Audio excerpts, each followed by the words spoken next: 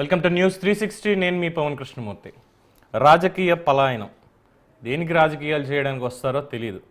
అలాంటప్పుడు రాజకీయాలు వదిలేసి హ్యాపీగా వ్యాపారాలు చేసుకోవచ్చు కదా జగన్మోహన్ రెడ్డి గారు అనేది చాలామంది చెప్తున్నటువంటి విషయం. ముఖ్యంగా కూటమి ప్రభుత్వం 100 రోజుల పాలన పూర్తి చేసుకొని ఈ 100 రోజుల్లో ప్రజా సంక్షేమ కార్యక్రమాలు కావచ్చు, అభివృద్ధి కార్యక్రమాలు కావచ్చు, ఒక్కొక్కటి వాళ్ళు ఇచ్చినటువంటి హామీల్ని నెరవేర్చుకునేటువంటి క్రమంలో కష్టపడుతూ ఉంటే, అధికారం లేకుండా కనీసం ప్రతిపక్ష హోదా కూడా లేనటువంటి జగన్మోహన్ రెడ్డి 33%, 39% ఓట్లు నాకు ఉన్నాయి కాబట్టి నేనే అది పెద్ద ప్రతిపక్షాన్ని అని చెప్పి ఒక పక్కన బిల్డప్ ఇస్తూ ప్రతి దానికి కూడా స్వార్థంతో మాత్రమే, ఐ రిపీట్, స్వార్థంతో మాత్రమే, తన స్వలాభాల కోసం మాత్రమే రాజకీయాలు చేస్తూ ఈరోజు తన నేతలని, తన సొంత పార్టీ నేతలని, కార్యకర్తలని మొత్తం అందరినీ కూడా ప్రజల చేత బూతులు తిట్టిస్తూ అవమానాల పాలయ్యేలా చేస్తూ తను మాత్రం హ్యాపీగా తాడేపల్లి ప్యాలెస్ అయితే తాడేపల్లి, లేదు అంటే బెంగళూరు వెళ్ళిపోవడం, అక్కడి నుంచి ఈ చచ్చు రాజకీయాలకి స్క్రిప్టులు రాసుకోవడం, ఇదే చేస్తున్నాడు తప్ప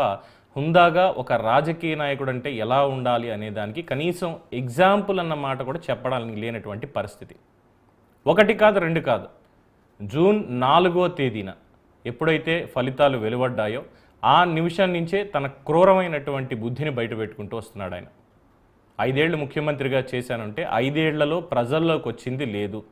పరదాలు కట్టుకున్నటువంటి ముఖ్యమంత్రులు ఈ రోజు దాకా భారతదేశంలో లేరు, ఒక్క జగన్మోహన్ రెడ్డి తప్ప.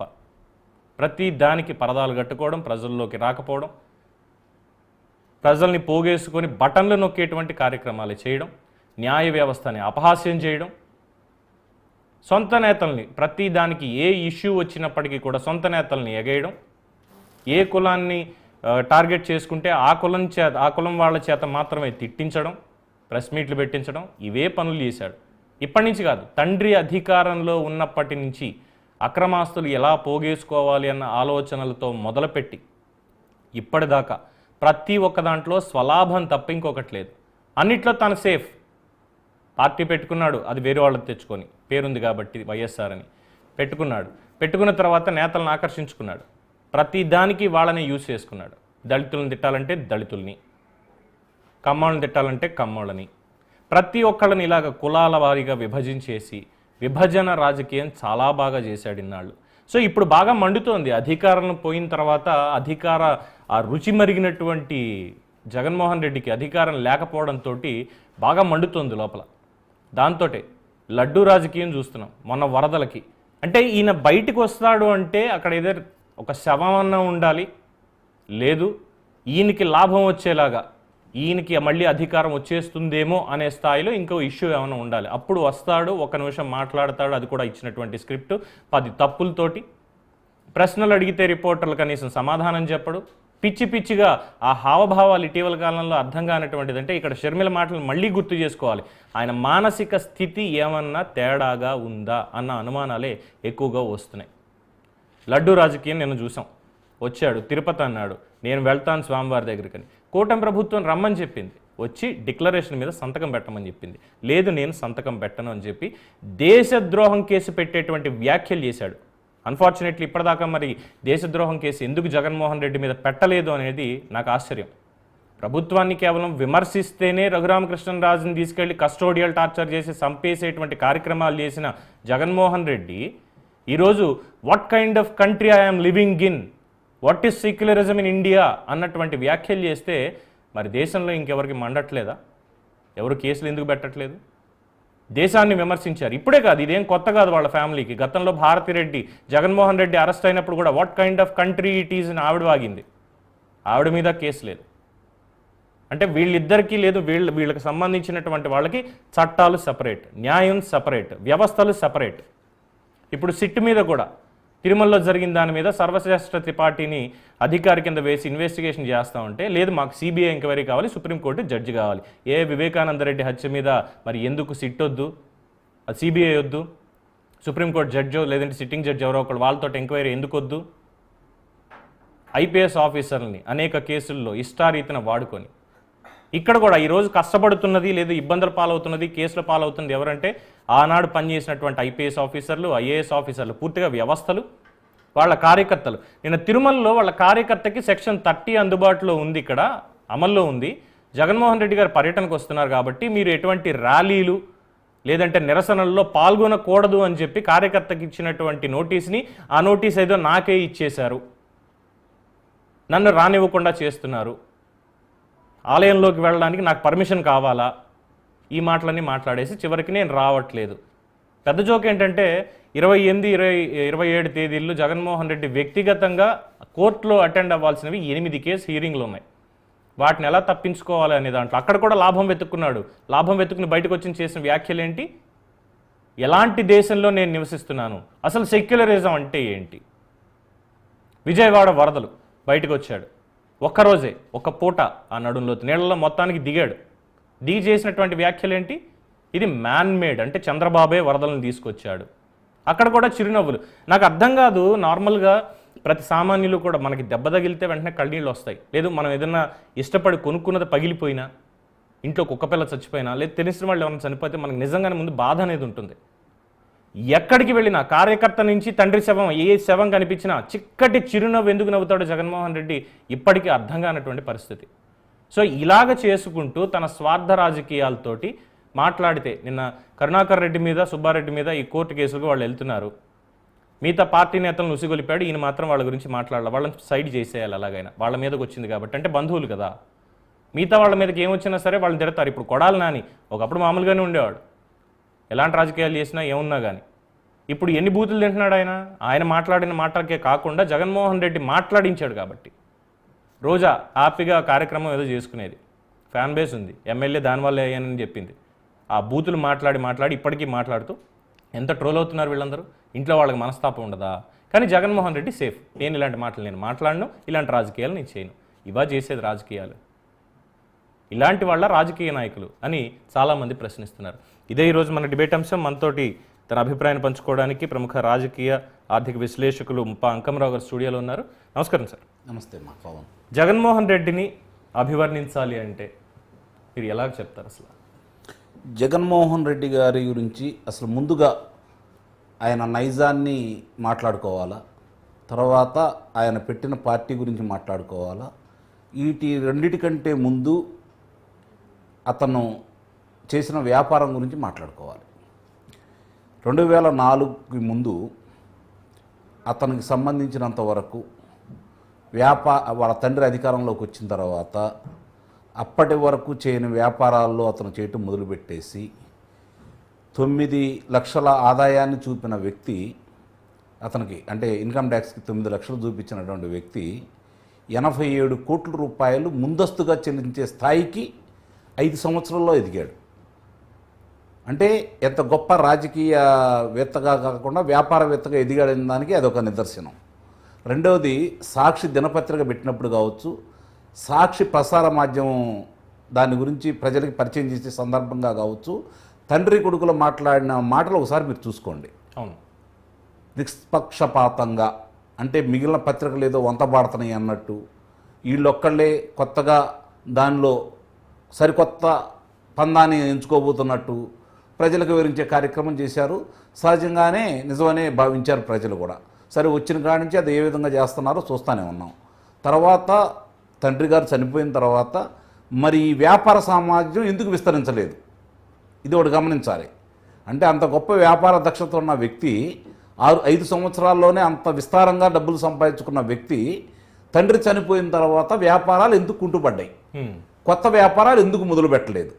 అంటే అధికారం ఉంటే తను కావచ్చు, తన తండ్రి కావచ్చు, తన కుటుంబ సభ్యులు కావచ్చు, అధికారంలో ఉంటే డబ్బులు ఎలా సంపాదించాలో, రాజకీయాన్ని ఎలా వ్యాపారం చేయాలో క్షుణ్ణంగా తెలిసినటువంటి అద్భుతమైన రాజకీయ వ్యాపార ముఠా నాయకుడు ముగ్గురు కలిసిన ఏకైక వ్యక్తి నాకు తెలిసినంతకు ప్రపంచవ్యాప్తంగా జగన్మోహన్ రెడ్డి గారు ఒక్కళ్ళే. అందుట్లో ఎలాంటి సందేహం కూడా ఏమి లేదు. శివకుమార్ అనే వ్యక్తి వైఎస్ఆర్సీపీ పార్టీ పెట్టుకున్నప్పుడు తన తండ్రి పేరు కలిసి వస్తుంది కదా అని చెప్పి అతని వల్ల తీసుకున్న, అతను పెట్టిన పార్టీ కూడా కాదు ఇది. అతను ఏది చేసినా కూడా చాలా స్పష్టంగా దాంట్లో డబ్బులు మిగులుతాయా లేదని ఆలోచించుకుంటాడు. రెండోది, దానివల్ల పదవి ఏదైనా వస్తుందా లేదని ఆలోచించుకుంటాడు. మీరు ప్రారంభంలో చెప్పారు శవం కావాలని చెప్పి, లేదా ఒక సంఘటన కావాలి. నిస్సందేహంగా అయ్యే కనపడుతున్నాయి ఇప్పటి వరకు చూసుకుంటా ఉంటే. ప్రపంచ చరిత్రలో చూసుకుంటా ఉంటే ఏ రాజకీయ నాయకుడైనా సరే ప్రజల మధ్యకి వెళ్లకుండా పరదాలను అడ్డం పెట్టుకొని ప్రజలతో సంబంధాలు లేకుండా పత్రికలకు కావచ్చు లేదా ప్రసార మాధ్యమాలు కావచ్చు అతను వచ్చి వివరణ ఇవ్వకుండా 5 సంవత్సరాలు పరిపాలించిన ముఖ్యమంత్రి ఎవరైనా ఉన్నారంటే నిస్సందేహంగా జగన్మోహన్ రెడ్డి గారు ఒక్కళ్ళే. ఇది మాత్రం ప్రపంచ పుస్తకంలో విశిష్ట వ్యక్తుల పుస్తకంలో అతని పేరు కూడా పొందుపరచాలి.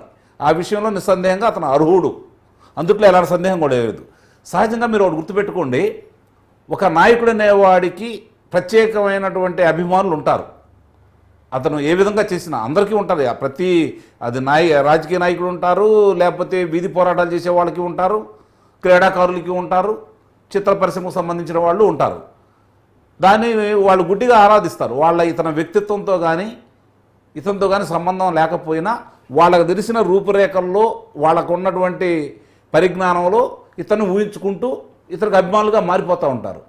సహజంగానే ఒక నాయకుడు అనేవాడు ఎలా ఉండాలి అంటే, రాజకీయ నాయకుడు, మిగిలిన వ్యాపారస్తులు ఇతను రాజకీయ నాయకుడు అనేవాడు ఎలా ఉండాలి అంటే, తన కార్యకర్తను తన కుటుంబ సభ్యుల కంటే ఎక్కువగా కాపాడుకుంటూ ముందుకెళ్తూ వాళ్ళకి చిన్న కష్టం వచ్చినా స్పందించి ముందుకెళ్ళి ప్రజల కోసం పోరాటం ఎంచుకున్న ఏ వ్యక్తి అయినా సరే అతను చనిపోయేంత వరకు ఒక నాయకుడిగా చరిత్రలో మిగిలిపోతాడు. అధికారం ఉంటుందా లేదా అనేది మనం చెప్పలేని విషయం, కానీ ఒక రాజకీయ నాయకుడిగా చరిత్రలో స్థిరస్థాయిగా నిలిచిపోతారు. అట్లా చాలామంది గతంలో మనం చూసాం.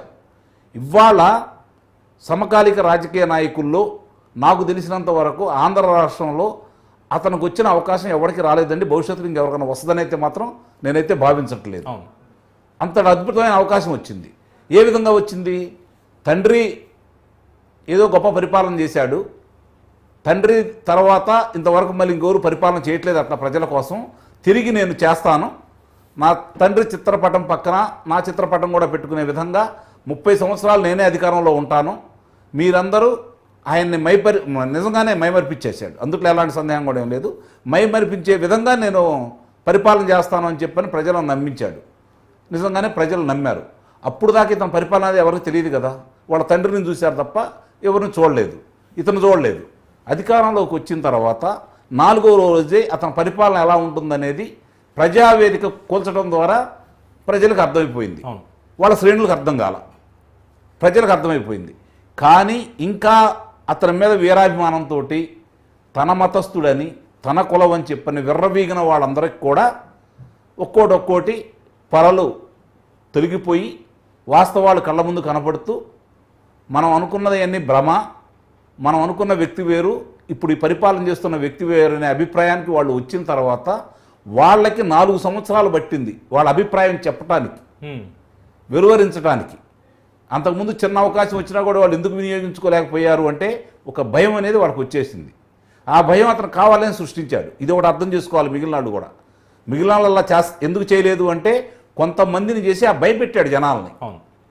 రఘురామకృష్ణరాజు గారిని కావచ్చు, అచ్చెన్నాయుడు గారిని కావచ్చు, కొల్లు రవీంద్ర గారిని కావచ్చు, చింతమనేని ప్రభాకరన్ కావచ్చు, దొడిపాల నరేంద్ర కుమార్ని కావచ్చు, పట్టాభి గారిని కావచ్చు, జేసీ ప్రభాకర్ రెడ్డి గారిని కావచ్చు, రామకృష్ణ గారు, ఏ వరుసనే మనం చూసుకుంటా ఉంటే న్యాయవాదైన రామకృష్ణ గారిని కావచ్చు, ఇలా చూసుకుంటా ఉంటే అతను ఒక భయాన్ని సృష్టించాడు.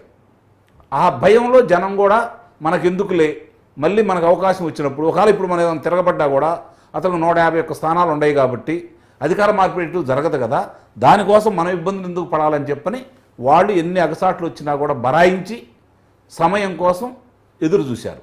సమయం వచ్చింది కాబట్టి తీర్పిచ్చారు. కానీ వాళ్ళు ముందే ఆయనకు ఒక సంకేతాన్ని పంపించారు.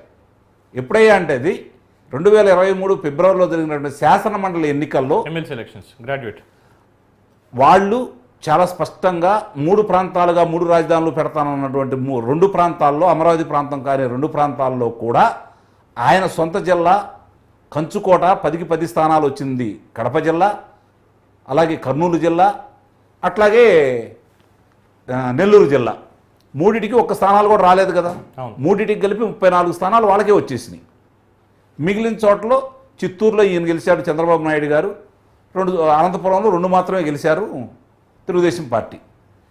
అన్ని స్థానాలు ఇచ్చిన అక్కడ కూడా చిత్తుగా ఓడిచ్చేశారు. ఏది దొంగ ఓట్లు వేయించి, చదువురాని వాళ్ళందరికీ పట్టాలు పుట్టించి, ఓటు హక్కు కల్పించేసి వాళ్ళని తీసుకొచ్చేసి, 8వ తరగతి 2వ తరగతి చదివిన మహిళలను తీసుకొచ్చేసి దొంగ ఓట్లు వేయించినా కూడా చిత్తుగా ఓడిపోయారు. అట్లా అంటే ఇక్కడ న్యాయ రాజధాని ఏర్పాటు చేస్తా అన్నాడు. అట్లాగే పరిపాలనా రాజధాని ఏర్పాటు చేస్తా అన్న ఉత్తరాంధ్రలో కూడా కనీసం ఆయన 10 మందికి భోజనం పెట్టే స్థాయి లేకపోయినా, అంటే భోజనం పెట్టే అవకాశం లేకపోయినా కూడా ఆయన్ని అక్కడ ప్రజలు గెలిపించుకున్నారు. అవును, అక్కడ కానుకలు ఇచ్చారు, అక్కడ కానీ ఇక్కడ కానీ కానుకలు ఇచ్చారు, డబ్బులు పంచారు, ఆడవాళ్ళ చీరలు ఇచ్చారు, అలాగే వెండి విగ్రహాలు ఇచ్చారు, రకరకాలుగా చేయాల్సిన విన్యాసాలన్నీ చేశారు.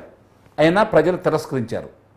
అది గుర్తించలేకపోవటం వాడు చేసుకున్నటువంటి ఆంధ్ర రాష్ట్రానికి చేసిన మేలు. ఒకవేళ గుర్తించేదన్న మార్పు చేర్పులు చేసుకుంటే ప్రజలు కనికరించేవాళ్ళేమో కానీ దానివల్ల ఇంకా రాష్ట్రానికి ఇంకా దెబ్బ తగిలిపోయి ఉండేది. ఇంత జరిగిన తర్వాత కూడా ఈ రోజు కూడా ఇందాక మీరు చెప్పారు తిరుమల తిరుపతి పర్యటన. తిరుమల తిరుపతి పర్యటనకు వద్దని ఎవరన్నా చెప్పారా? రక్షక బొట్లు ఏమన్నా సరే బాబు నువ్వు వస్తే మేము అదుపులో తీసుకుంటామని చెప్పి ఆయనకి ఏమన్నా తాకీదులు ఇచ్చారా? ఇవ్వలేదు కదా. మీరు ప్రజా సమూహంతో పైకి వెళ్ళటానికి వీల్లేదు, ప్రదర్శన చేయటానికి వీల్లేదు, మీరు వెళ్ళండి, ఎంతమంది వస్తారు అని చెప్పిన వాళ్ళందరికీ చెప్పారు కదా. అవును, చెప్పిన తర్వాత ఏదో అలజడి సృష్టించాలని, మతపరమైనటువంటి విద్వేషాలు రగల్చాలనే ఆలోచనతోటి కుయుక్తులతోటి మీరు అనుకున్న దాన్ని 30 యాక్ట్ ప్రకారం వాళ్ళు అక్కడ నిబంధనలు విధించారు కాబట్టి దానికి భయపడి ఇంట్లో కూర్చున్నావు తప్ప అని ఈరోజు ప్రచారం జరుగుతుంది. నేను దానికి ఒప్పుకోను. ఎందుకంటే శుక్రవారం నాడు న్యాయస్థానానికి వెళ్ళాలి కాబట్టి ఈ వంకను అడ్డం పెట్టుకుని దాన్ని తప్పించుకున్నాడని చెప్పి నేను అంటాను. ఎస్, ఫ్యాక్ట్ అది. కాబట్టి ఇక్కడ కూడా రాజకీయాన్ని ఉపయోగించుకున్నాడు. ఇంకొకటి, ఇది కేవలం కేసులు అనేది సొంతంగా తందనుకుంటే సుబ్బారెడ్డి మీద, కరుణాకర్ రెడ్డి మీద ఎలిగేషన్స్ వచ్చాయి. వాళ్ళు సరే కోర్టుకి వెళ్ళారు, ఇదంతా అయ్యింది, వాళ్ళు ఏదో చెప్తున్నారు.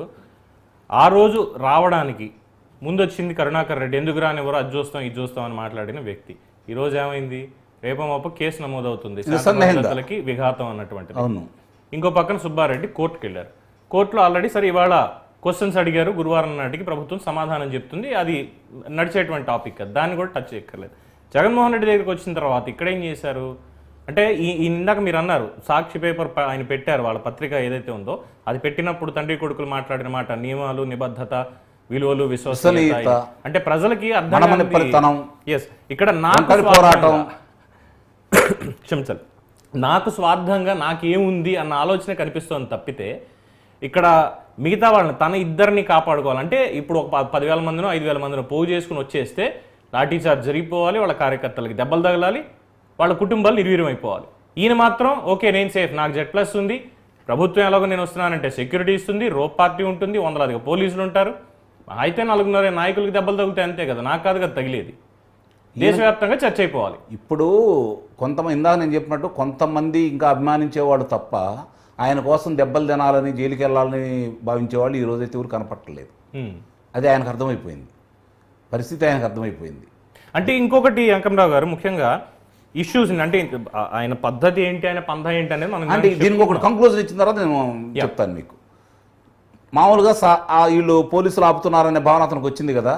చంద్రబాబు నాయుడు గారు పల్నాడు జిల్లాలో ఆత్మకూరులో జరిగిన సంఘటనకు సంబంధించి వాళ్ళని పరామర్శించడానికి వెళ్దాం అనుకున్నప్పుడు ఇంటి గేటుకి తాళ్ళు కట్టేశారు కదా, ఆయన అడ్డుకున్నారు కదా ఆ రోజు. అలాగే విశాఖపట్నం వెళ్ళిన సందర్భంగా విమానాశ్రయంలోనూ బయట చివరికి పోలీసులు కూడా ఏ విధంగా ప్రవర్తించారో చూశాం కదా, 2 పర్యాయాలు. అలాగే రేణిగుంట విమానాశ్రయంలో ఏం జరిగిందో మనం చూస్తూనే ఉన్నాం కదా. అయినా సరే ఆయన ఎక్కడ ఆగలేదు కదా, పోరాటం చేశాడు కదా. నీ దగ్గర ఏంది? ఆయన మాట్లాడితే ముసలాడు అని మాట్లాడుతున్నావు నువ్వు. ఏమాత్రం పోరాట పటిముంద నీలో? నువ్వు ఎంత పోటుగాడివి? ఏది నీ పోటుతనం? ఎస్, దానికి రిలేటెడ్ అడుగుదాం అనుకుంటున్నా. అంటే జగన్మోహన్ రెడ్డి 150 సీట్లతో గెలిచాడు, నేను 23 తోటి నేను ఓడిపోయాను అని చెప్పి మహా అయితే ఒక 10 రోజులు ఆయన కాస్త ఆలోచించి ఉండొచ్చు. వచ్చినటువంటి కార్యకర్తలు మరుసటి రోజే, 10 రోజులు కాదు మరుసటి రోజే, నేను అంత చెత్త పరిపాలన చేశానా? ప్రెస్ మీట్ పెట్టడం అదంతా వదిలేసేయండి. అంటే ఇక్కడ కార్యకర్తల్లోకి లేదు ప్రజల్లోకి, ఒక ప్రతిపక్ష నాయకుడిగా హోదా ఆయనకు ఉన్న, ప్రతిపక్ష హోదా ఉన్నప్పటికీ నేను ప్రజల్లోకి వెళ్ళాలి, నా పార్టీ కార్యకర్తల కోసం వెళ్ళాలి అన్న దీనికి వచ్చేసరికి నిజంగానే ఒక 4 రోజులు టైం పట్టింది. అవును, ఈ ప్రజావేద కూల్చివేత కావచ్చు, దీని మీద ఇంక మనం పోరాడాల్సిందే అని డిసైడ్ అయిపోయారు. కాబట్టి అంటే ఆయనకి తెలుసు ఒక రాజకీయ నాయకుడిగా పార్టీని నడిపించడం ఎలాగా, ప్రభుత్వం ఎలాగా అనేది ప్రతి ఒక్కరికి తెలిసినటువంటి అంశం అక్కడ. At the same time Pawan Kalyan దగ్గరకు వస్తే, పార్టీ పెట్టిన రోజు నుంచి కూడా నా కార్యకర్తల జోలికి వస్తే నేను అక్కడ నించుంటా అన్నాడు. అన్నిసార్లు ఆయన కూడా అలాగే వెళ్ళాడు. ఇప్పుడు అధికారం పోయింది, సరే 11 సీట్లే వచ్చాయి, వీళ్ళ పరిపాలన ఏదో వీళ్ళు చేసుకుంటున్నారు. మరి నాకు ప్రతిపక్ష హోదా కావాలి అని కోర్టుకు వెళ్ళిన ఈ పెద్ద మనిషి కనీసం కార్యకర్తల గురించనో ఇంకో దాని గురించనో ప్రతిరోజు రోడ్డు మీద ఉండాలి కదా. వెళ్ళాడు కదండి, ఎక్కడ చూడలేదు అయితే. ఒకసారి వరదల్లో ఒకసారి తిరిగాడు. కాదండి, నెల్లూరు కారాగారానికి వెళ్ళాడు కదా పిన్నెల్లి రామకృష్ణారెడ్డి గారిని పరామర్శించడానికి. గుంటూరు కారాగారానికి వెళ్ళాడు కదా నందిగం సురేష్ను పరామర్శించడానికి. వెళ్ళలేదంటారేంటి మీరు? ప్రజల్లోకి ఎక్కడ వెళ్ళాడు? ప్రజల్లో అంటే వాళ్ళు ప్రజలు కాదా? వాళ్ళ నాయకులు, వాళ్ళ పార్టీ సంబంధించినటువంటి వాళ్ళు ఈయన కోసం స్వార్థంగా అక్కడికి చేసి జైలుకి వెళ్ళినటువంటి వాళ్ళు కదా. అంటే ఇక్కడ ప్రజలు లేరు, ఇప్పుడు ప్రజలు ఆయన అంట లేరు, కార్యకర్తలు లేరు, ఇంకా కాస్తే కుత్తే ఇలాంటి నాయకులు మాత్రమే ఉన్నారు. అందువల్ల వాళ్ళని పోగేసుకోవడం కోసం, మళ్ళీ కార్యకర్తలను సమీకరించుకోవడం కోసం, వాళ్ళు ఉదాహరించారు కదా. అవును, ఈరోజు మేమందరం మళ్ళీ ఇప్పుడు మన విమలాదేవి గారు మాట్లాడారు, విమలారెడ్డి గారు వెళ్ళి బైబిల్ పట్టుకుని ఏ విధంగా ప్రచారం చేశారు. అలాగే చంద్రశేఖర్ రెడ్డి గారు, దూరంపూడి చంద్రశేఖర్ రెడ్డి గారు చాలా స్పష్టంగా క్రైస్తవుల గురించి ఏ విధంగా మాట్లాడాడు. మన కళ్ళ ముందు కనపడతానే ఉన్నాయి కదా ఈ ఉదంతాలు. జోగి రమేష్, ఇప్పుడు వాళ్ళందరూ వ్యతిరేకంగా ఓట్లు ఇస్తేనే కదా ఇంటికి పోయింది. ఎందుకు పోయారు వాళ్ళు? ఎందుకు వ్యతిరేకంగా వచ్చారు వాళ్ళు?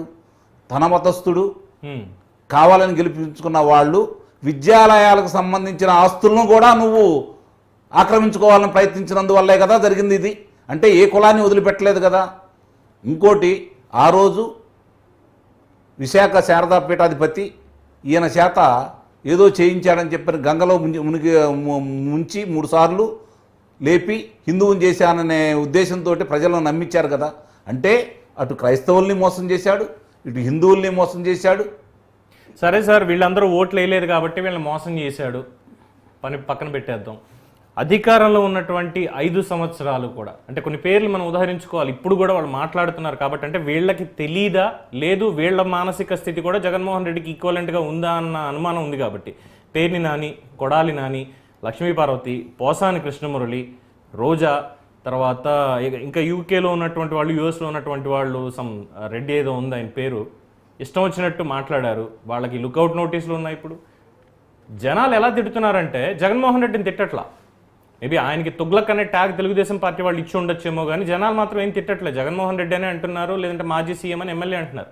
కొడాలి నానిని చెప్పలేని భాషలో తిట్టేవారు, రోజు తిడుతున్నారు చాలామంది. తెలుగుదేశం పార్టీ వాళ్ళు ఏమో తగ్గించారేమో కానీ ప్రజలైతే చాలామంది తిట్టుకుంటున్నారు. ఆ భాష ఏమిటి ఇది అని చెప్పి. అంటే మీరు ఉదంతం ఎత్తారు కాబట్టి నేను ఒక మాట చెప్తాను. ఆ శాసనసభ్యుడి దగ్గరికి కొంతమంది మహిళలు వెళ్ళి అతని మీద మీరు చర్య తీసుకుంటారా, లేకపోతే మేము వెళ్ళి బడిత పూజ చేయాలని అడిగారండి.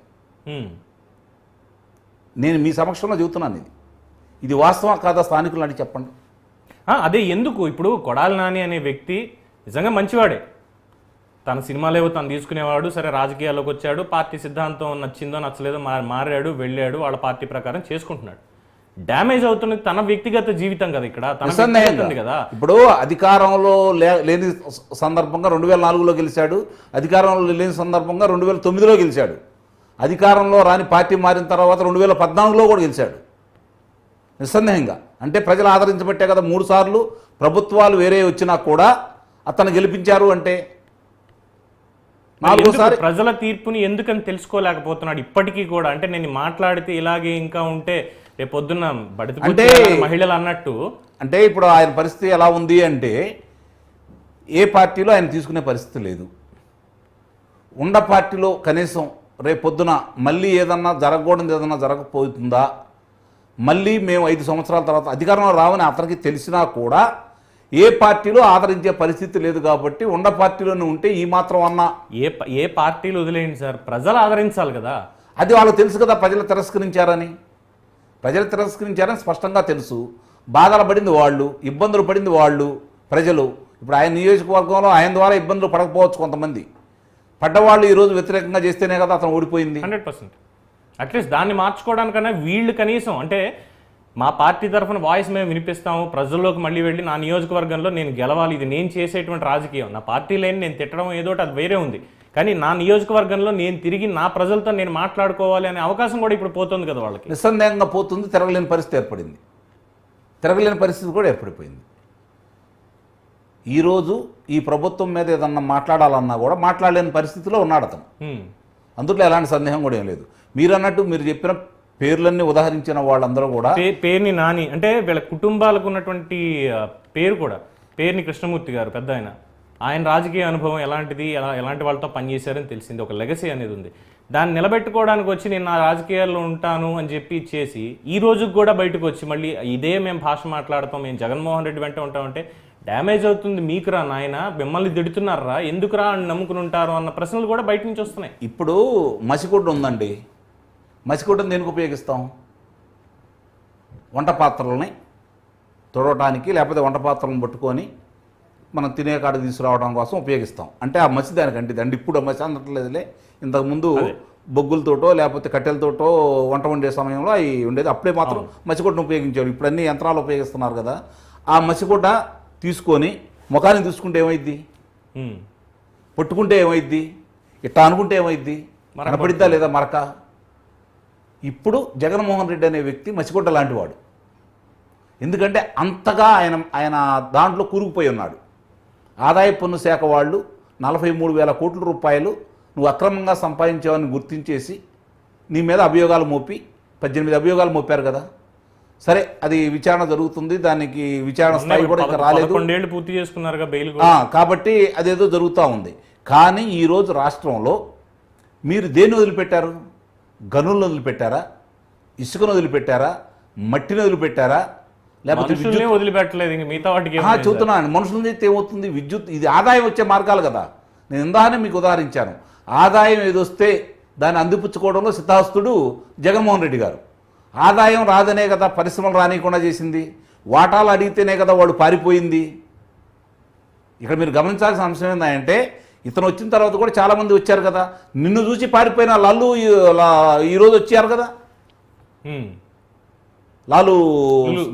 లూలుమాలు ఈరోజు వచ్చారా లేదా? మిగిలిన వాళ్ళందరూ ఒక్కోళ్ళొక్కళ్ళు వస్తున్నారా లేదా? ఈరోజు ఎందుకు వస్తూ ఉన్నాయి? నీవు ఉన్నప్పుడు వరదలు వచ్చినాయి, నువ్వు ఉన్నప్పుడు విపత్తులు వచ్చినాయి. ఏది ఈరోజు 435 కోట్ల రూపాయలు ప్రజలు స్వచ్ఛందంగా వచ్చి వ్యాపారస్తులు వచ్చి ఇచ్చారు అంటే ఆ నాయకుడు ఏదో చేస్తాడన్న నమ్మకమే కదా. నీ మీద ఆ నమ్మకం లేకుండా చేసుకున్నావు కాబట్టే నీకు ఈ పరిస్థితి దాపురించింది. ముఖ్యంగా ఇప్పుడు గమనించుకోవాల్సింది ఏంటంటే, ముఖ్యంగా ప్రజలు వాళ్ళు ఆల్రెడీ ఒక తీర్పు అనేది ఇచ్చేశారు. కార్యకర్తలు ఆలోచించుకోవాలి. ఏ పార్టీకైనా కార్యకర్తలే పట్టుకోమలు, అందుట్లో ఎలాంటి సందేహం కూడా లేదు. కానీ కార్యకర్తలు ఏం ఆశించి నీ ఏమంటున్నారు? కాంగ్రెస్ పార్టీని కాదని వాళ్ళంతా నీ పక్కన ఎందుకు చేరారు? నువ్వేదో చేస్తావని ఏదో ఆశతోటి తండ్రి ద్వారా వచ్చినటువంటి నీ యొక్క పేరు ప్రఖ్యాతుల్ని, తండ్రి పేరు ప్రఖ్యాతులను వాడుకుంటున్నావు కాబట్టి నువ్వు అలా ఏదో చేస్తావని నమ్మి నీ ఎమ్మడికి వచ్చారు. వచ్చిన తర్వాత మొట్టమొదటి ప్రతిపక్షంలో ఉన్నావు అంటే నువ్వు అధికారంలో లేవు కాబట్టి మళ్ళీ అధికారం రావడం కోసం వాళ్ళు విశ్వప్రయత్నం చేశారు. ప్రజలు కూడా నమ్మి నీకు ఇచ్చారు. ఇప్పుడు ప్రజల్ని మోసం చేస్తున్నావు, నువ్వు కార్యకర్తల్ని మోసం చేస్తున్నావు. నిన్ను నమ్మి నీ కోసం ఖర్చు పెట్టి ఒక చిన్న ఉదాహరణ చెప్తాను. నాకు తెలిసిన మిత్రుడు ఒక అతను ఉన్నాడు గుంటూరులో. అతను మా నియోజకవర్గమే. అతను 2019లో అతని చిన్న గ్రామంలో పార్టీ కోసం 25 లక్షల రూపాయలు ఖర్చు పెట్టుకున్నాడు. 25 లక్షల రూపాయలు ఖర్చు పెట్టుకున్నాడు. అతను పదవులు ఆశించలేదు, వాళ్ళ దగ్గరికి వెళ్ళలేదు. జగన్మోహన్ రెడ్డి గారు ముఖ్యమంత్రి కావాలి అనుకున్నాడు. అతనికి సంబంధించిన 500 గజాల స్థలం గుంటూరులో ఒక కార్పొరేటర్ కబ్జా చేశాడు. ఆయనకు దిక్కు లేకుండా పోయింది. అంటే అక్కడ కార్యకర్త లేదు, నాయకుడు లేదు, వ్యాపారస్తుడు లేదు, కులం లేదు, మతం లేదు. ఇది ఒకటి గుర్తుపెట్టుకోవాలి. కులం చూడలేదు, మతం చూడలేదు, అందరినీ సంఘనాకి ఇచ్చేశాడు. అందుట్లో ఎలాంటి సందేహం కూడా ఏం లేదు. కాబట్టే వాళ్ళందరూ ఈ విధంగా తిరగబడి తన దగ్గర ఉన్నటువంటి బ్రహ్మాస్త్రమైనటువంటి ఓటు అనే ఆయుధంతో పాతాళానికి తొక్కేశారు. పాతాళానికి. చాలామంది ఇంకేమనుకుంటున్నారంటే, తెలుగుదేశం వాళ్ళు లేకపోతే జనసేన వాళ్ళు, భారతీయ జనతా పార్టీ వాళ్ళు అతని గురించి మాట్లాడుతూ మళ్ళీ అతను ఏదో బతికిస్తారు అన్న ఆలోచనలో ఉన్నారు. ఆ ఆలోచన మీరు మర్చిపోండి. ఈ రోజుకి అధికారంలోకి వచ్చి తెలుగుదేశం ప్రభుత్వం 111 రోజులు మాత్రమే. 111 రోజులు మాత్రమే. మీకు ఇంకా ప్రారంభంలో చిత్రానికి ముందు పేర్లు పడతాయి. సాంకేతిక నిపుణులది, నటీనటులది పేర్లు పడతాయి. ఇంకా పేర్లు కూడా పూర్తి కాలా మీకు. మీరు చూస్తుంది పేర్లు కూడా చూడట్లేదు. ఇంకా చాలా అంశాలు బయటకు ఉన్నాయి. ఇవన్నీ బయటకు వచ్చిన తర్వాత మీరేంటో ఆలోచించండి ఒకసారి. ఇలా పరిస్థితి ఏదో ఆలోచించండి. నాకు తెలిసినంత వరకు ఈ నాయకుల మీద జరిగినటువంటి విధ్వంసాలకు సంబంధించి దానికి సహకరించిన వ్యక్తులందరి మీద కనుక చర్యలు తీసుకోవడం మొదలు పెడితే, వాళ్ళకి అభియోగాలు ఒప్పుకుంటూ ముందుకెళ్తే వచ్చే జన్మ అంటూ ఉంటే ఆ జన్మకు కూడా సరిపడే విధంగా శిక్షలు పడేటువంటి వాళ్ళు ఘోరాలు చేసి ఉండారు వీళ్ళు. కానీ జగన్మోహన్ రెడ్డికి ఆ ఇబ్బంది ఏం లేదు కదా. ఎందుకు లేదు? మీరు చూస్తూ ఉండండి. ఎందుకు భయపడుతున్నాడు అతను? ఎందుకు రెచ్చగొడుతున్నాడు వీళ్ళని? ఎందుకు ప్రభుత్వం మీద కాలు దూకుతున్నాడు? ఆయన సేఫ్ కదా సార్, తాడేపల్లి బెంగళూరు ప్యాలెస్ హ్యాపీగా కాదు, బయట ఉండే కంటే కారాగారంలో ఉంటానేమని చెప్పని భావిస్తున్నాడు. కనీసం సానుభూతి వస్తుంది.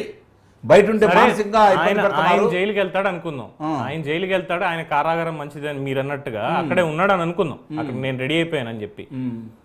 ఇప్పుడు మీరు చెప్పినటువంటి ఈ ఇన్సిడెన్సెస్ ఏవైతే ఉన్నాయో, అంటే ఈ నేతలు చేసినటువంటి అక్రమాలో లేదంటే వ్యవస్థలను వాడుకున్నటువంటి తీరో, వీళ్ళు ప్రత్యక్షంగా వీళ్ళు చేసిన వాళ్ళు అయితే డెఫినెట్గా కాదు, వీళ్ళు ఇందులో పావులు మాత్రమే. అంటే గేమ్ ప్లాన్ అంతా జగన్మోహన్ రెడ్డిదే ఉండింది, ముఖ్యమంత్రి కాబట్టి ఆయన చుట్టూ ఉన్నటువంటి అన్యాయాలు వీళ్ళే. పిన్నెల్లి రామకృష్ణారెడ్డి చెప్పారు సార్, ఆయన జైలుకి వెళ్ళాడు కాబట్టి ఏదో ఇంకా వెళ్ళకపోతే ఏమవుతుందో అని ఒకసారి చూసి వచ్చాడు. నందిగం సురేష్ నాకు ఆత్మీయుడు అది ఇది అన్నారు, కానీ వెనకాల ఉన్నటువంటిది ఏంటనేది ప్రజలందరికీ తెలిసిందే, మనం బహిరంగంగా చెప్పక్కర్లేదు. ఇక మిగతా వాళ్ళు కొడాలి నాని కానీ, వల్లభనేని వంశీ కానీ, లేదంటే రోజా కానీ, వీళ్ళందరూ మాట్లాడినటువంటి వీళ్ళు ఇక్కడ ఎక్కడా లేరు. కొంతమంది చేసినటువంటి వ్యాఖ్యలు ఏంటంటే, ఎందుకు మాకు ఈ రాజకీయాలని చెప్పి ఒక ఆయన యూఎస్ వెళ్ళిపోయట, ఇంకొక ఆయన నేపాల్ వెళ్ళి అక్కడి నుంచి ఎటో వెళ్ళిపోయట, ఈవిడేమో తమిళనాడు వెళ్ళి వేరే పార్టీలో చేరిపోదామని ఈవిడ డిసైడ్ అయిపోయిందిట. అలాగే విజయసాయిరెడ్డి గారి గురించి అచ్చెన్నాయుడు గారు మన ఒక మాట మాట్లాడారు, తెలుగుదేశం పార్టీలోకి వచ్చి చేరిపోతాడు అని చెప్పి. సో వీళ్ళందరూ కూడా సైలెంట్గా ఉన్నటువంటి వాళ్ళని నేను ఒక్కరోజు వచ్చి మాట్లాడతా, మీరు కానివ్వండి అన్నట్టుగా కలుగులో ఉన్న వాళ్ళని ఈయన లాక్కొచ్చాడు ఇప్పుడు. సో ఈయన వల్ల వీళ్ళందరూ లోపలికి వెళ్ళి ఈయన మాత్రం ఏముంది? నిస్సందేహంగా జరిగే పరిణామాలు. ఇప్పుడు వీళ్ళందరూ కూడా వాళ్ళు ఏమనుకుంటున్నారంటే, మేము మామూలుగా అధికారంలోకి వచ్చిన తర్వాత వాళ్ళ శ్రేణులు కావచ్చు, నాయకుల యొక్క మనోగతం ఎలా ఉందో చెప్పమంటారా? ఏదో వీళ్ళు తెలుగుదేశం పార్టీ వాళ్ళు గతంలో లాగా వీళ్ళ మీద పడి కొడతారు, వీళ్ళ మీద పడి కొడతారు, వాళ్ళ ఆస్తుల్ని బలవంతంగా లాక్కుంటారు, కొంతమందిని భౌతికంగా లేకుండా చేస్తారని చెప్పని భయపడ్డారు. ఎప్పుడేం జరుగుతుందని భయంతో ఒక 15-20 రోజులు వాళ్ళు మనశ్శాంతి లేకుండా బ్రతికారు. కొంతమంది గ్రామాలు వదిలిపెట్టారు, అలాగే పట్టణాల్లోకి వాళ్ళకున్న ఎక్కడైతే అవకాశం ఉందో అక్కడికి వెళ్ళి పారిపోయి ఉన్నారు. కానీ ఈ ప్రభుత్వం ఏం చేస్తుంది?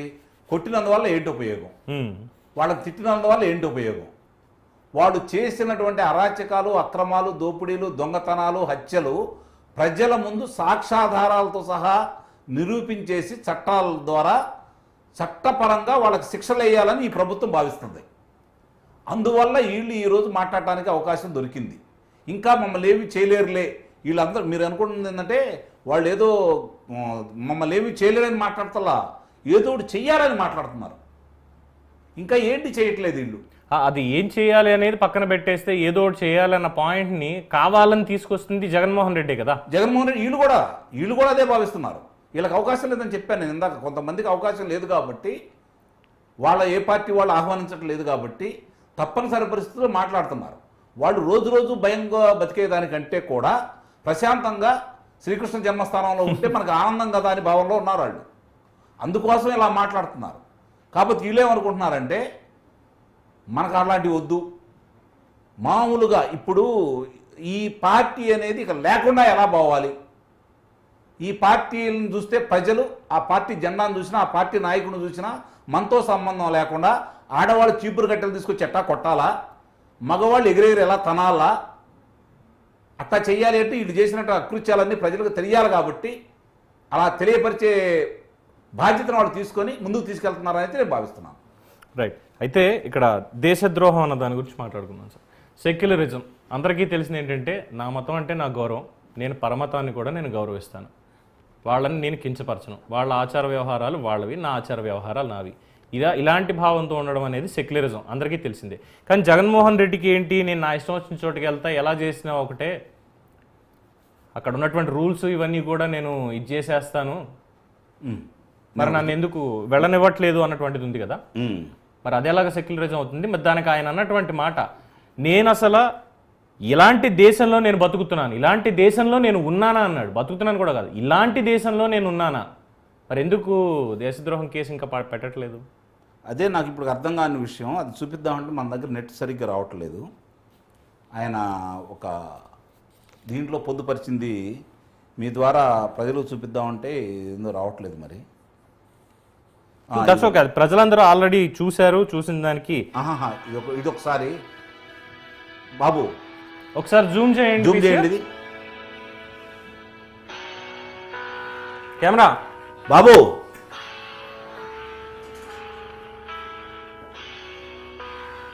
జూమ్ చేయమ్మా.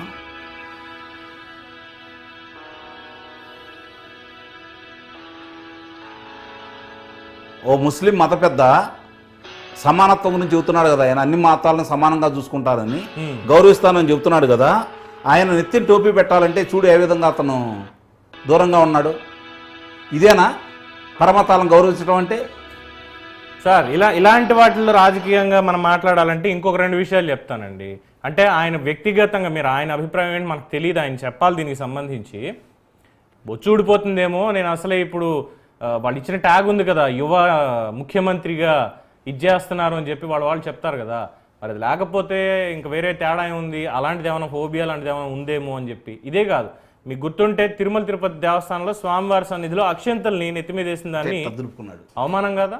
ఇప్పుడు మీరు అన్నదానికి నాకు ఇప్పటికీ అర్థం కాని విషయం ఏంటంటే, ఈ న్యాయ కోవిధులు కావచ్చు, లేకపోతే పార్టీ ప్రతినిధులు కావచ్చు, సామాన్య ప్రజానీకం కావచ్చు, వీళ్ళు ఈ దేశానికి సంబంధించినటువంటి విషయాన్ని మాట్లాడిన తర్వాత భారతదేశ వ్యాప్తంగా ఇప్పుడు చాలామంది దేశం కోసం మేము ఏదో చేస్తున్నాము, మా సర్వస్వాన్ని దారపోస్తున్నాము, దేశం కోసం మేము పోరాడుతున్నాం అనుకున్నటువంటి చాలామంది వ్యక్తులు కనీసం ఒక్కళ్ళు కూడా ఇతని మీద దేశద్రోహానికి సంబంధించినటువంటి అభియోగాన్ని సమీపంలో ఉన్న ఠాణాల్లో ఎందుకు పెట్టలేదు? దీని గురించి ఒక అత్యున్నత న్యాయస్థానానికి ఎందుకు ఫిర్యాదు చేయట్లేదు? ఇది కదా ఇప్పుడు కావాల్సింది.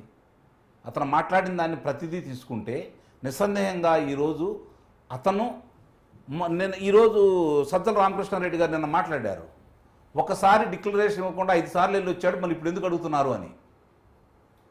శాసనసభ్యుడిగా 2014లో నువ్వు ప్రమాణ స్వీకారం చేసావు, 2019లో మళ్ళీ ఎందుకు చేయించావు, 2024లో మళ్ళీ ఎందుకు చేయించావు? ఒకసారి చేపిస్తే సరిపోదా? ఒకసారి చేపిస్తే సరిపోతుంది కదా. నియమ నిబంధనలు నీకు తెలియవా? ఆచార వ్యవహారాలు మీకు పట్టవా? అవి చట్టంలో లేవా? ఆ నిబంధనలు మీరు పాటించరా? మీరు మానవాతీతులు కాదా? రైట్. అదే దేశద్రోహం అన్న పాయింట్ అది వచ్చింది. ఇక మిగతా పాయింట్లు మాట్లాడుకుంటే, అంటే ఎందుకు జగన్మోహన్ రెడ్డి బయటికి రావట్లేదు, మిగతా వాళ్ళని పంపిస్తున్నాడు అన్నదానికి ప్రజలందరికీ కూడా మీకు ఆల్రెడీ చూశారు ఈ 5 ఏళ్లలో. అంటే ఇష్యూ రేజ్ అయితే మాత్రమే, అంటే లడ్డు ఇష్యూ వచ్చింది కాబట్టి ఇప్పుడు నేను పబ్లిక్లోకి వెళ్ళకపోయినా సరే లేదా ఏదో ఒకటి జరగాలి అని. మరి ఉగాది పండగకి లేదంటే శ్రీరామనవమికి అంతకుముందు జరిగిన దానికి ఇంటి వెనకాల గుడి సెట్ వేసుకున్నాడు కదా సార్. అప్పుడేమైపోయింది దీని సెక్యులరిజం అంటే? గుడి సెట్ వేయించుకొని ఇప్పుడు స్వామివారి దగ్గరికి వెళ్ళాలి నిజంగా ఉంటే. రాజశేఖర రెడ్డిని ఈ విషయంలో మెచ్చుకోవచ్చు. ఒక భక్తుడిగా అయినా సరే, సామాన్యుడిగా అయినా చెప్పాలి అంటే, ఒక విలేకరిగా చెప్పాలన్నా కూడా ఈ విషయంలో రాజశేఖర రెడ్డిని నిజంగానే మెచ్చుకోవచ్చు, వెళ్ళాడు ఆయన. అలాగే సరే విజయమ్మ వెళ్ళిందా ఆవిడ లేదా అనేది మనకు అనవసరం. బొట్టు పెట్టుకుని దివంగతుడి గురించి మాట్లాడటం కూడా లేదు, తప్పేం లేదు, ఆయన గురించి తప్పుగా మాట్లాడలేదు. ఇక విజయమ్మ గారు అయితే వారు క్రైస్తవ మతాన్ని ఆచరించిన, అంటే క్రైస్తవులు చాలా మంది బొట్టు పెట్టుకోవడం అనేది హిందూ మతంలో ఉంది తప్ప వాళ్ళలో లేదు అని చెప్తూ ఉంటారు. చిన్నప్పటి నుంచి చూస్తున్న వాళ్ళని, మన ఊళ్ళలో ఉండేటువంటి పెద్ద పెద్ద వాళ్ళని చూస్తాం, ఆడవాళ్ళని పెద్ద కుంకుమ బొట్టు పెట్టుకుంటారు. ఆవిడ అలా పెట్టుకుంటుంది. ఆవిడ ఎప్పుడు నేను హిందువునను ఇంకోటి ఆవిడ చెప్పలేదు. ఆవిడ ప్రార్థనలు ఆవిడ చేసుకుంది, ఆవిడ పని చేసుకుంది. నాకు వెళ్ళడం ఇష్టం లేక వెళ్ళలేదని ఇంకోటని చెప్పింది తప్ప ఇంకోటి కానే కాదు. రెండోది, పెళ్లికి ముందు వాళ్ళు హిందువులని కూడా చెప్పారు, అదొకటైంది. ఇక్కడ వచ్చేసరికి మరి ఈయన నేను హిందువుని లేదంటే హిందూ మతానికి నాకు ఎందుకు రిలేషన్ లేదు, మరి భార్యతో ఎందుకు ఒక్కరోజు కూడా గుడికి వెళ్ళలేదు అంటే? ఇక్కడ అదే నిందా చెప్పాను, అందరినీ నమ్మించాలని విశ్వ ప్రయత్నం చేశాడు అతను. రాజకీయం కోసం అవన్నీ అట్లా మాట్లాడాడు, లేకపోతే ఆ విధంగా ప్రవర్తించాడే తప్ప నిజంగా కూడా అతను నిజంగా ఒక క్రైస్తవుడే, నిజమైన క్రైస్తవుడైతే ఎన్ని చర్చిలకు వెళ్ళాడని చెప్పి మనకు కనపడింది ఇప్పటి వరకు. ఇంట్లో తప్ప ఎప్పుడు చర్చిలకు వెళ్ళలేదు కదా, అది కూడా పాటించలేదు కదంటే. అంటే ఏ మతానికి సంబంధించిన వ్యక్తి కాదు, అది గుర్తించాలి. ఇప్పుడు అన్ని మతాల వారు ముఖ్యంగా దాన్ని గమనించాలి. ఏ మతానికి సంబంధించిన వ్యక్తి అయితే అతను కాదు.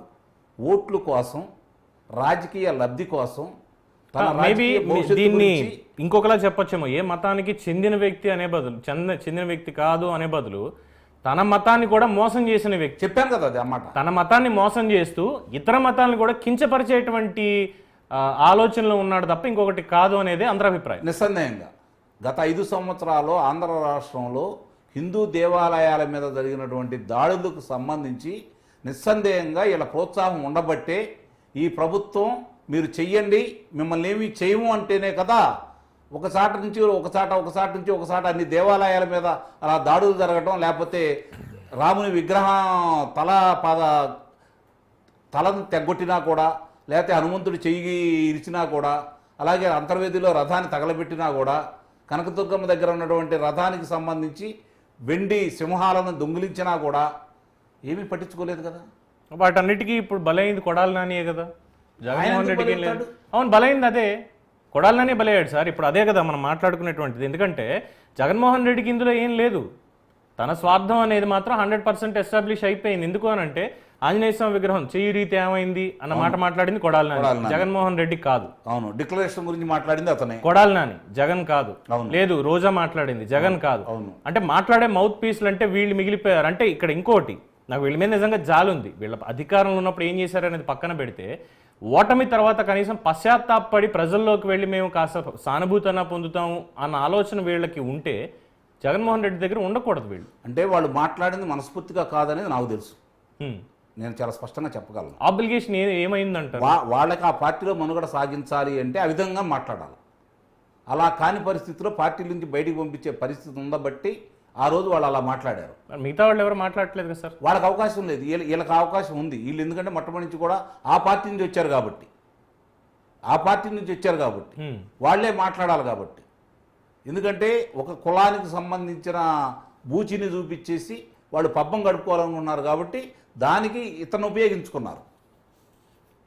మహిళ కాబట్టి ఏమనరు కాబట్టి, వీళ్ళు చేసినట్టు మహిళల మీద ఆ పార్టీ వాళ్ళు దాడు చేయరు కాబట్టి రోజా గారిని ఉపయోగించుకున్నారు. ఓకే, ఇప్పుడు వీళ్ళు ఎవరు మాట్లాడినా ఏం చేసినా మనస్ఫూర్తిగా మాట్లాడారని అయితే నేనైతే భావించడం. కాకపోతే వాళ్ళు ఒక స్థాయి దాటిన తర్వాత వాళ్ళ పరిధి దాటి వాళ్ళు కూడా దాంట్లో మమేకమైపోయి మాట్లాడారు.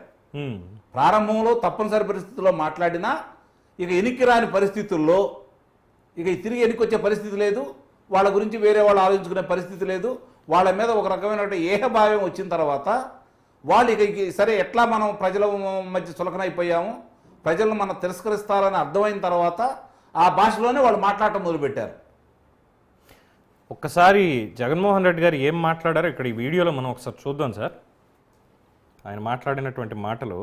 Temple needs to disclose his religion before he is. Say, what kind of country are we living in?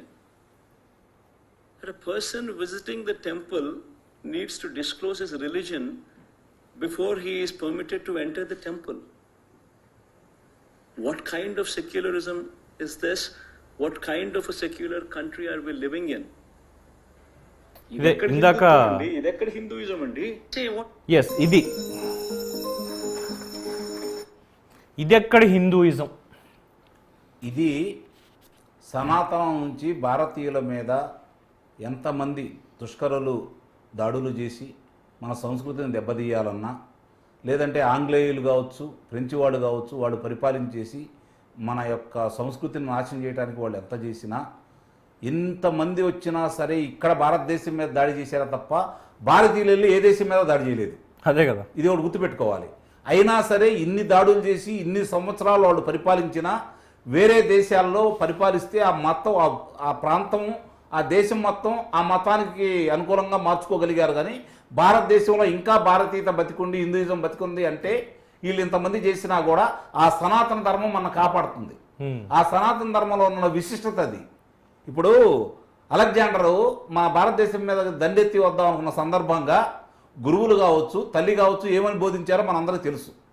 చనిపోయిన తర్వాత ఆ మాటలు ఆయన గుర్తొచ్చి చనిపోయేటప్పుడు నా చేతులు పైకి పెట్టండి, ధనరాశులను వెదజల్లండి, ఇదే కదా ఆయన చెప్పింది. అంటే తత్వం ఆయనకు బోధపడింది కదా. ఇది కర్మభూమి, ఇది వేదాలు పుట్టిన భూమి. ఈరోజు ఒకళ్ళు వస్తే వాళ్ళకి మాట్లాడటం రాని పరిస్థితుల్లో, భాష తెలియని పరిస్థితుల్లో ఇక్కడ గ్రంథాలు రచించబడ్డాయి. ఎక్కడ వాళ్ళు వచ్చేసి వైశాలిలు కావచ్చు, లేకపోతే కాశీలో కావచ్చు, వివిధ ప్రదేశాల్లో, నలందలో కావచ్చు విద్యను నేర్చుకున్నటువంటి, ప్రపంచానికి విద్యను బోధించినటువంటి విద్యాలయాలు ఉన్నటువంటి ఏకైక దేశం భారతదేశం. ఇవన్నీ మన పిల్లలకి చెప్పుకోవడానికి మన దౌర్భాగ్యం. మన వ్యవస్థలలో ఏడ్చాయి. ఈ 5 ఏళ్లలో చేసినటువంటి విధ్వంసం విద్యా వ్యవస్థ కూడా ఆంధ్రప్రదేశ్లో అలా ఉంది. కాబట్టి నేను చింతిస్తున్నాను జరిగినటువంటి దానికంటే. ఓట్లేసి గెలిపించినటువంటి ప్రజల్ని నిందించలేక సరే అయిపోయింది, కర్మ కాలింది కాబట్టి 5 ఏళ్ళు అలా అయిపోయింది అన్న దాంట్లో ఇంకేం చేయలేం దాన్ని. అయితే ఇప్పుడు ఇక్కడ తప్పు వాళ్ళదే కాదు, ప్రజల్లో కూడా ఉంది, నిస్సందేహంగా ప్రజల్లో ఉంది. మన సంస్కృతి ఏంటి, మన సాంప్రదాయాలు ఏంటి, ఈరోజు వేషభాషలు ఏంటి, అలంకరణలు ఏంటి, పిల్లల పరిస్థితి ఎలా ఉంది, చదువుల పరిస్థితి ఎలా ఉంది. ఏ కాడికి మన పిల్లవాడు చదువుకుంటే చాలు, మంచి ఉద్యోగం సంపాదించుకుంటే చాలు, అదే మన బ్రతుకు అనుకుంటున్నారే తప్ప ఈ పిల్లలు మనం ఏ విధంగా ఉంటున్నాం. ఈరోజు మీరు పల్లెల్లోకి వెళ్ళండి, ఈరోజు గ్రామాల్లోకి వెళ్ళండి. గతంలో ప్రతి ఇంట్లో 10 మంది భోజనం చేసిన ఇంట్లో ఈరోజు బిక్కుమంటూ బ్రతికుంటే భార్యాభర్తలు, లేకపోతే ఒక్కళ్ళే ఉంటూ వాళ్ళు పిల్లల దగ్గర ఉండలేక, పిల్లలు విదేశాల్లో ఉంటే విదేశాలకు వెళ్ళలేక, ఈరోజు వండి పెట్టేవాళ్ళు లేక ఏ విధమైనటువంటి ఇబ్బందులు పడుతున్నారో ఒకసారి గమనించండి. అది సామాజిక కోణంలో వెళ్ళిపోతుంది మనకు, కాబట్టి అది చాలా పెద్ద ఇష్యూస్. దాని మీద మాట్లాడాలంటే చాలా మాట్లాడుకోవాల్సిన అంశాలు ఉన్నాయి. అది కూడా ఒక రోజు మనం మాట్లాడదాం. సో ఇక్కడ ఇంకా కుటుంబం దగ్గరకు వస్తే, జగన్మోహన్ రెడ్డికి ఒక్క ఛాన్స్ ఇవ్వండి అని చెప్పి తల్లి చెల్లి ఇద్దరు కూడా చేశారు. అలాగే ఈయన జైల్లో ఉన్నప్పుడు పాదయాత్రని ముందుకు తీసుకెళ్ళింది, పార్టీని పటిష్టం చేసింది షర్మిల. అధికారంలోకి వచ్చిన తర్వాత 151 మందితో అధికారంలోకి వచ్చిన తర్వాత 782 పోస్టుల్లో రెడ్డి అన్న టైటిల్ ఉంటేనే వాళ్ళకి ఇచ్చేశారు. మంత్రివర్గంలో కావచ్చు, లేదంటే అన్నిట్లో కూడా. అంటే ఒక కులానికి లేదు, ఆయన టైటిల్కి ఆయన ప్రాధాన్యత ఇచ్చుకున్నాడు. మరి అందులో షర్మిల ఎందుకు లేకపోయింది? కనీసం ఒక ఎమ్మెల్సీ పదవికి, కనీసం ఒక కార్పొరేషన్ పదవికి, కనీసం ఒక ఏదో ఒకటి గౌరవ పదవికి సలహాదారు కిందనో ఎందుకు షర్మిలని ఇవ్వలేకపోయింది? తనకంటే శక్తిమంతురాలు, తనకంటే మంచి వాగ్దాటి ఉన్న వ్యక్తి, తనకంటే 10 మందిని కలుపుకోగలిగినటువంటి పరిణితి ఉన్నటువంటి వ్యక్తి. నిస్సందేహంగా ఆమెను కనుక ప్రభుత్వంలో తీసుకుంటే తన నాయకత్వం కంటే ఆమె నాయకత్వానికి ఎక్కువ మంది ఆకర్షితులవుతారనే భయం వల్ల ఆమెను తీసుకోలేదు. ఓకే, ఇంకేమన్నా కావాలా మీకు? సో చెల్లి మొత్తానికి చాలా గట్టిగానే అన్నయ్యని భయపెట్టిందంట. నిస్సందేహంగా అందుట్లో అనుమానం ఏముంది? ఇప్పుడు 2014లో తల్లిని విశాఖపట్నంలో నిలబెట్టిన వ్యక్తి 2019లో ఎందుకు నిలబెట్టలేదు? అక్కడ అందులో ఏ స్వార్థం ఉందంటారు? ఆ రోజు ఏందంటే రాజశేఖర రెడ్డి గారి భార్య, రాజశేఖర రెడ్డి గారి పేరు మీద వచ్చాడు కాబట్టి, రాజశేఖర రెడ్డి గారి భార్య కాబట్టి, చెల్లి తిరిగింది అతని కోసం, తల్లి తిరిగింది కాబట్టి, గల్లీ తిరిగారు కాబట్టి, వాళ్ళు వీధి తిరిగారు. వస్తే రాజ్యం వస్తుందని చెప్పని వాళ్ళిద్దరూ చెప్పారు. తన బిడ్డ మంచి పరిపాలన ఇస్తాడు, నమ్మండి అని చెప్పని ఈమె చెప్పింది. ఆ విధంగా ఓట్లు సంపాదించుకొని అధికారంలోకి వస్తాం కాబట్టి, విశాఖపట్నం మీద మొట్టమొదటి కన్నుంది కాబట్టి, ఉత్తరాంధ్ర మీద ఇప్పుడు కూడా జరిగిన విధ్వంసం, ఆంధ్ర రాష్ట్రం మొత్తం జరిగినా కూడా విశాఖ ప్రాంతం, ఆ ఉత్తరాంధ్రలో ఎక్కువ విధ్వంసం జరిగింది. వీళ్ళ వల్ల కొన్ని వేల ఎకరాలు వీళ్ళు స్వాధీనం చేసుకున్నారు. అక్కడ ఉన్నటువంటి గనుల వల్ల కావచ్చు, సహజ వనరుల మీద అతనికి కన్నుబడింది కాబట్టి, అంతకుముందు వాళ్ళ తండ్రి అధికారంలో ఉన్నప్పుడు అక్కడ చాలా ప్రాంతంలో కొన్ని వేల ఎకరాలు తన పేరు మీద కావచ్చు, తన యొక్క అన్నయ్యల పేరు మీద కావచ్చు, తనకు సంబంధించినటువంటి వ్యాపారంలో పెట్టుబడి పెట్టిన వాళ్ళ వ్యాపారస్తులకు కావచ్చు ఆ రోజు దోచిపెట్టారు. కాబట్టి అక్కడ ఉంటే విస్తృత వాళ్ళందరికంటే అక్కడ ఉంటేనే ఆ సంపద మనం దోచుకోవచ్చు అని చెప్పని తల్లిని అడ్డం పెట్టి అక్కడ పాగాయాలని ప్రయత్నం చేశాడు. తల్లి ఓడిపోయింది కాబట్టి ఇక ఆడవాళ్ళతో మనకు పని లేదని చెప్పని విజయసాయిరెడ్డి గారిని వినియోగించాడు. వాళ్ళ అదృష్టం బాగుండి ఆంధ్ర రాష్ట్ర ప్రజల దురదృష్టం కొద్దీ వాళ్ళు అధికారంలో రావడం జరిగినప్పుడు వాళ్ళు దోచుకోవాల్సింది, అవసరమైతే అడ్డమైన వాళ్ళని భౌతికంగా లేకుండా చేయాల్సిన వాళ్ళందరినీ చేయడం కూడా జరిగింది. ఆ చేసి వాళ్ళు ఏం చేయాలో మొత్తం చేశారు. కాకపోతే పైన దైవం ఉంది, ప్రజలు ఉన్నారు కాబట్టి మళ్ళీ ఆంధ్ర రాష్ట్రాన్ని ఈరోజు వాళ్ళ చేతుల్లోంచి కాపాడుకొని ప్రజాస్వామ్యయుతంగా బతికే విధంగా ఈరోజు చట్టబద్ధంగాను న్యాయబద్ధంగాను ముందుకెళ్తున్న ప్రభుత్వం ముందుకెళ్తుంది. కాబట్టి ప్రజలు ఊపిరి పీల్చుకొని ఇలాంటి దురాగతాలు దౌర్జన్యాలు లేకుండా వాళ్ళు ఇంకా బ్రతుకుతూ ఉన్నారు. కాబట్టి వాళ్ళ ఆశల కొద్దీ ఈ ప్రభుత్వాన్ని తెచ్చుకున్నారు. అట్లనే ఈ ప్రభుత్వం నడుస్తూ ఉంది. చిన్న పొరపాట్లు ఇవ్వని నేను అంటలేదు, జరుగుతూ ఉన్నాయి. పొరపాట్లు అనేవి ఏ ప్రభుత్వంలో అయినా, అందులోనూ మొదటి 100 రోజుల్లో అంటే ఖచ్చితంగా ఉంటాయి సార్. అవును, మిమ్మల్ని నన్ను కూడా సాటిస్ఫై చేయాలంటే ఎవరల్లా కాదు, 100% చేయలేరు. నిన్న వరదల్లో నేను ప్రత్యక్ష సాక్షిని విజయవాడలో. తర్వాత 10 రోజుల తర్వాత వెళ్ళిన తర్వాత నేను చూసిన విజయవాడేనా ఇదని చెప్పని, అందుకే నేను ఉదాహరించాను. నిస్సందేహంగా ప్రారంభంలోనే విజయవాడకి వరదలు రావడం అనేది ఆంధ్ర రాష్ట్రం చేసుకున్న అదృష్టంగా నేను భావిస్తున్నాను. ఎందుకంటే ఆయన కూడా దీన్ని ఒక సవాలుగా స్వీకరించారు కాబట్టి భవిష్యత్తులో ఇలాంటివి రాకుండా ఉండటం కోసం ఆ బుడమేరుకు సంబంధించి, ఆ బుడమేరు గురించి కూడా మీకు చెప్తాను నేను. ఆ గణపవరం కావచ్చు, లేకపోతే మామూలుగా 2 కొండల మధ్య ఆ రోజు మన కృష్ణా నది మీద కట్టిన ఆనకట్టలాగా కనుక ఏదన్నా కట్టి ఉన్నట్టయితే, అంటే వెలగలేరు కాడు కట్టకుండా అక్కడ కనుక కట్టి ఉన్నట్టయితే పశ్చిమ డెల్టా అంటారు, లేకపోతే మెట్ట కృష్ణా అంటారు. 5 నియోజకవర్గాలకు సంబంధించినటువంటి ఆ ప్రాంతంలో చివరి వరకు సాగునీరు అందకపోయినా చాలా వరకు నీరంది పుష్కలంగా పంటలు పండే అవకాశం ఉన్నటువంటి ఆ ప్రాంతానికి కేఎల్ రావు గారు పూనుకుంటే, ఆ రోజు నేల సంజీవ్ రెడ్డి గారు ముఖ్యమంత్రిగా ఉన్న సందర్భంగా ఇప్పుడు విమలారెడ్డి గారి మామగారికి సంబంధించినటువంటి జమీందారులు కాబట్టి వాళ్ళ భూములు మునిగిపోతాయి అన్న ఉద్దేశంతో, భూములు కోల్పోతున్నాం అన్న ఉద్దేశంతో ఆ రోజు నీలం సంజయ్ రెడ్డి గారి దగ్గరికి వెళ్ళి మరి వాళ్ళు ఏం మాట్లాడుకున్నారో, ఏం చేసుకున్నారో, వాళ్ళకి పడుగు ఉపయోగించారా లేకపోతే కులం కార్డు ఉపయోగించారా మనకైతే తెలియదు. కానీ దానివల్ల అక్కడ కట్టాల్సింది ఇక్కడ కట్టారు. దానివల్ల ఈరోజు పరిస్థితి మనం చూస్తూనే ఉన్నాం. బుడమేరంటే విజయవాడకి దుఃఖదాయిని అనే పేరు కూడా ఉంది. అవును. ఇప్పుడు ఏం జరిగిందో మనం చూస్తూనే ఉన్నాం. Yes. ఈ ప్రభుత్వం అధికారంలోకి వచ్చిన తర్వాత విచ్చలవిడిగా చివరికి కట్టల దగ్గర ఉన్నటువంటి మట్టిని కూడా తీసుకెళ్ళిపడ్డే గండిలు పడి విజయవాడని ఆ విధంగా చేయడం కూడా జరిగింది. అంటే నీటి రంగం మీద కావచ్చు, ఏ రంగం మీద కూడా వాళ్ళు ప్రజలకు ఉపయోగపడే పనులు చేయలేదు. మీరు బాగా గుర్తుంచుకోండి. కరెక్ట్. 80%, 70%, 90% పూర్తయినటువంటి జలాశయాల దగ్గర కూడా వాళ్ళు పూర్తి చేయలేదు. కనీసం చెప్పుకున్నట్టు ఇక్కడ అదే సార్ పాయింట్. అంటే వాళ్ళు ఏం చేయలేదు, ఏం చేశారు వీళ్ళు, లేదు వీళ్ళు ఏం చేస్తున్నారు అన్నది మనకి ఇక్కడ పాయింట్ కాదు. ఇందులో నాకేంటి, అదే కదా నేను అంది. ఇక్కడ నాకేంటి అసలు? ఇప్పుడు నాకు అందులో ఉపయోగం ఏముంది? అవును, నేను బ్రిడ్జ్ కట్టాను, లేదంటే ఒక రిజర్వాయర్ కట్టాను, దానివల్ల ప్రజలకు ఉపయోగం. నాకేంటి ఉపయోగం? ఇక్కడ ప్రజలు పోతే నాకెందుకు? ఇప్పుడు ఇదే కదా ఉన్నది.